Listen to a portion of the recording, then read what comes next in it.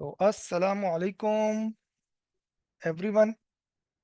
अच्छा जी, last class में हमने जो है आपको unit vector, Cartesian coordinate system, ये मैं आपको बता दूं हमने पढ़े थे।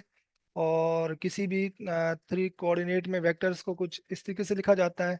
और अगर आपने इसी वेक्टर का मैग्नीट्यूड फाइंड आउट करना है तो आप इस फॉर्मूले से फाइंड आउट कर सकते हैं। ठीक है, यहाँ पर जो आई आपको दिखाई दे रहा है, जे दिखाई दे रहा है और के, ये बेसिकली यूनिट वेक्टर है आई जे एक्स वाई एंड जी की तरफ। ठीक है, तो इस तरीके से आपके पास ये।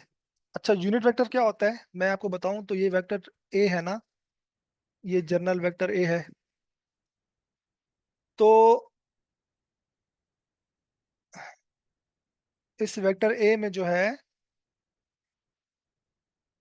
ए मॉड, ये इसका मैग्नीट्यूड है और ए यूनिट वेक्टर है। ठीक है, ये यूनिट वेक्टर ए है।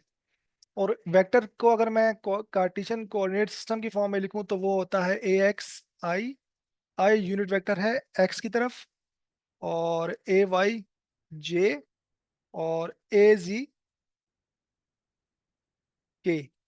आई जे के भी यूनिट वेक्टर है। बेसिकली वेक्टर ए में अगर आप देखें तो एक एक्स वेक्टर शामिल होगा, वाई वेक्टर का भी कुछ कंपोनेंट शामिल होगा, और जी वेक्टर का भी कंपोनेंट शामिल होगा। कभी कभी इनमें कुछ मिस भी होता है, जैसे मैंने आपको असाइनमेंट में एक थर्ड सवाल दिया था जो आप कह रहे हैं आपसे मुश्किल हो रही है, तो उसमें एक मिक्स था। तो ए एक्स अगर कहें तो ये होगा ए एक्स, ये इसका मैग्नीट्यूड हो गया। मॉड कभी लगाते हैं कभी नहीं लगाते। आई इसका यूनिट वेक्टर हो गया, आई फिक्स है एक्स एक्सिस के लिए।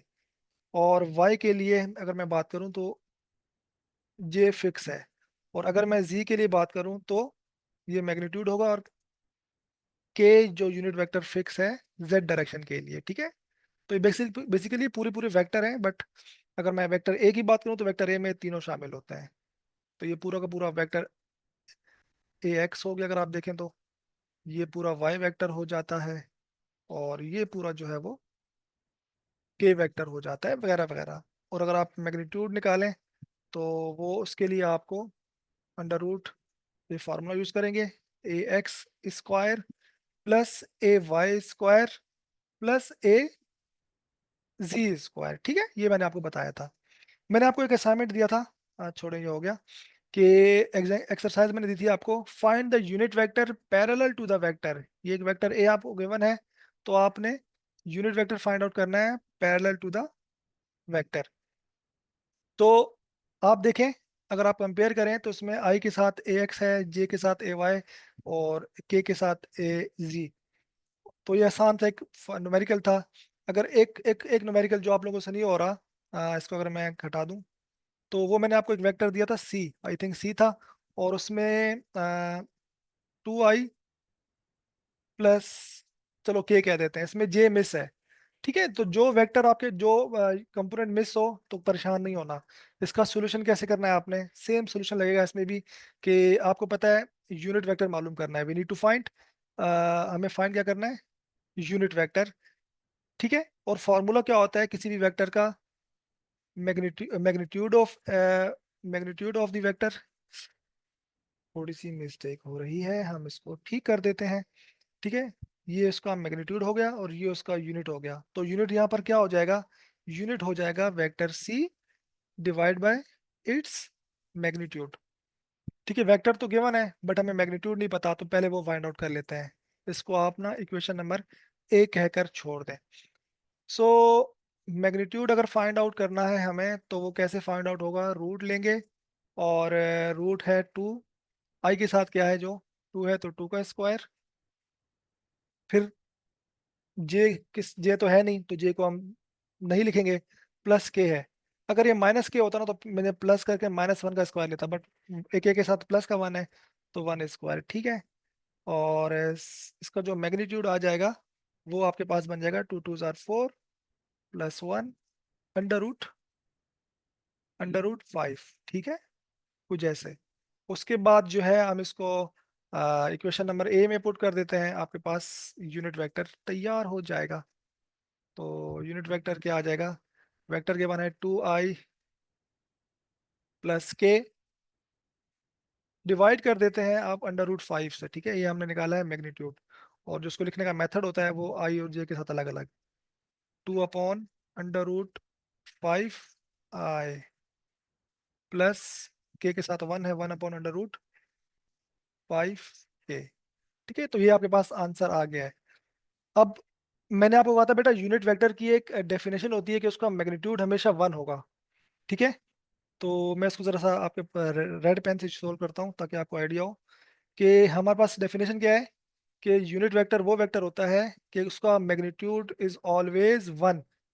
ठीक है, तो चलो निकाल लेते हैं। दूध का दूध, पानी का पानी हो जाएगा। अंडर रूट लेंगे, और आई के साथ क्या है बेटा, 2 अपॉन, ये पूरा ए एक्स हो जाएगा ना, 2/√5। ये आई के साथ इसका स्क्वायर ले लें, प्लस के साथ क्या है, 1/√5 है, इसका स्क्वायर ले लेंगे। ठीक है भाई, ये ए एक्स है ना, सो ए एक्स, सॉरी सी एक्स, या जो भी बोलो, एक्स कंपोनेंट और ये जेड कंपोनेंट है। ठीक है, इसको आप कहते हो कि सर ये एक्स कंपोनेंट है और ये जेड कंपोनेंट है।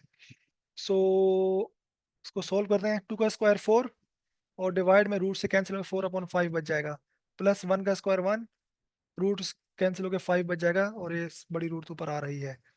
उसके बाद 5 ले लेते हैं एलसीएम। 5 एलसीएम लेंगे तो ऊपर क्या आ जाएगा, 4+1। ठीक है,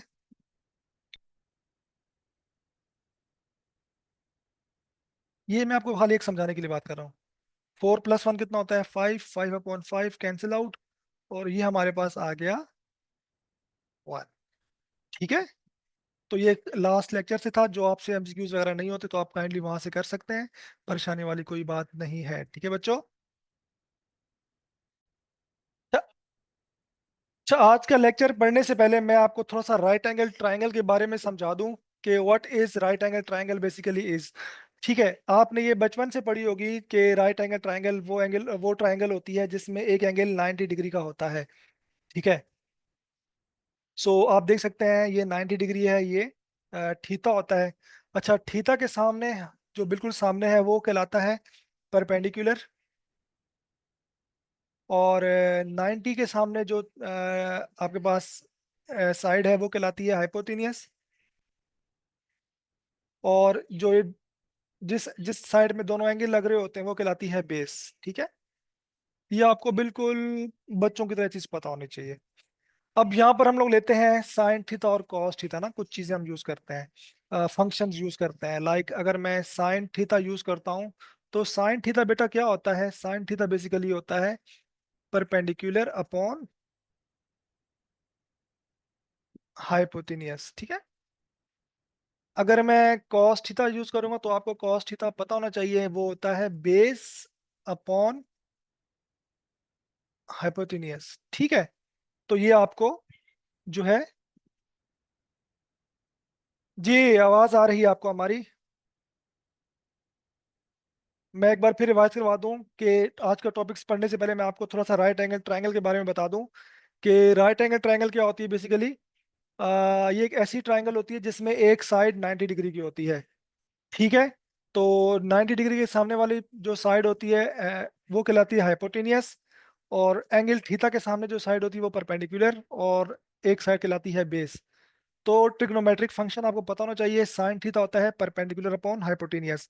अगर इसको मैं कहता हूँ, जैसे ये इसको हम कह देते हैं कि ये y है, और इसको हम कहते हैं ये x है, और इसको हम कह देते हैं ये कोई a है। ठीक है, लेंथ मीटर में, सेंटीमीटर में। तो साइन थीटा बेसिकली क्या बन जाएगा, साइन थीटा बन जाएगा y/a। कॉस थीटा की बात करेंगे तो लेंथ का रेशो क्या है, ये रेशो बेसिकली होता है बाई बेस x है अपॉन a।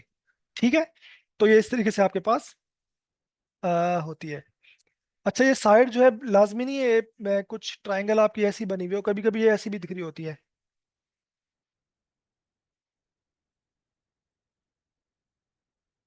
ठीक है, ये कुछ ऐसी भी आपको दिखाई दे सकती है बच्चा।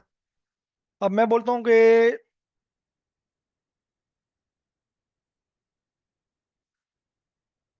तो मुझे बताएं, दिस इज एक्स, ठीक है, this is Y, this is जी।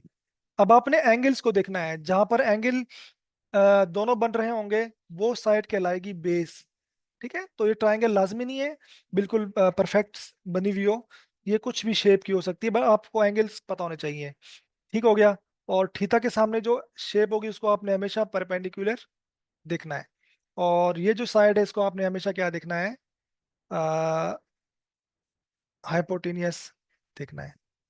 ठीक है, इज दैट क्लियर?